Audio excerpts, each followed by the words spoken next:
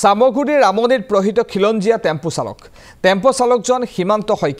শইকীয়াক প্ৰহাৰ কৰে তিনিজন যুৱকে সাইফুল ইছলাম ৰুজমত আলী আকবৰ আলীয়ে আক্ৰমণ কৰিছিল লোকজনক যাত্ৰী উঠোৱা কেন্দ্ৰ কৰি বিবাদৰ সূত্ৰপাত হৈছিল আৰু টেম্পো চালক হিমান্ত শইকীয়া বীৰ লাচিত সেনাৰ সদস্য ঘটনা সন্দৰ্ভত সামগুৰি থানাত এজাহাৰ দাখিল কৰিছে ভুক্তভোগী যুৱকজনে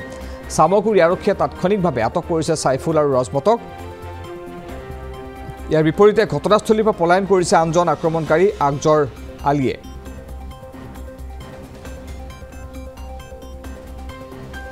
হিমান্ত শইকীয়া নামৰ এজন খিলঞ্জীয়া যুৱক তথা বীৰ লাচিত সেনাৰ সদস্য তেওঁ প্ৰহিত হ'বলগীয়া হৈছে সামগুৰিত তিনিজন লোকৰ দ্বাৰা প্ৰহিত হ'বলগীয়া হৈছে খিলঞ্জীয়া লোকজন ঘটনা সন্দৰ্ভত সামগুৰি আৰক্ষী থানাত এজাহাৰ দাখিল কৰিছে ভুক্তভোগীয়ে জখলাবনা হস্পিটাল চাৰিআল এজন টেম্পো চালকে টেম্পো চলাই আহি আছিল মানে খিলঞ্জীয়া লোক এজনে তেওঁক আহি চলন্ত গাড়ীখন আহি আগুচি ধৰি মিয়া এটাই বংগমূলীয়া এটাই আহি অভাৰটেক কৰি পেলাই তেওঁক আগুচি ধৰি মাৰপিট কৰিছে সেইটো হ'ব দিম নেকি সদায় এনেকৈ এজন অসমীয়া প্ৰতাৰিত হৈ থাকিব সেইটো আমি হৈ থাকিব দিম নেকি আমি বীৰ লাচিত সেনা সদায় চাই থাকিম বুলি ভাবে নেকি এনে কাৰ্য হৈ থাকিব তেওঁ আমনি লাইনত আহি আছিলে ল'ৰাজনৰ নাম আছিল হিমান্ত শইকীয়া তেওঁক আগুচি ধৰি মাৰপিট বৰ বেয়াকৈ মাৰপিট কৰিছে সেইও কৰিছে মাৰপিট এইটো আপোনাৰ হস্পিটাল চাৰিআলি হয়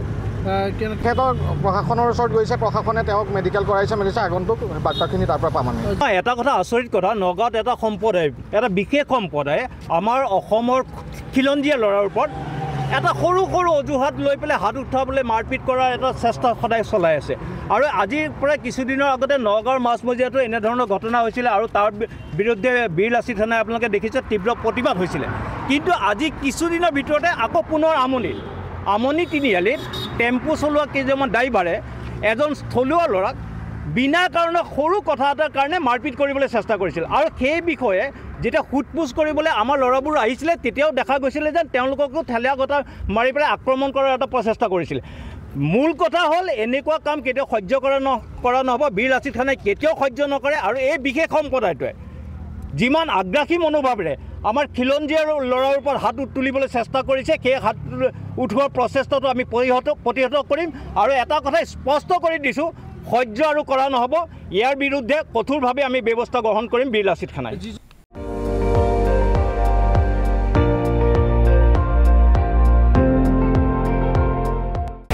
আপুনি চাই আছে ND24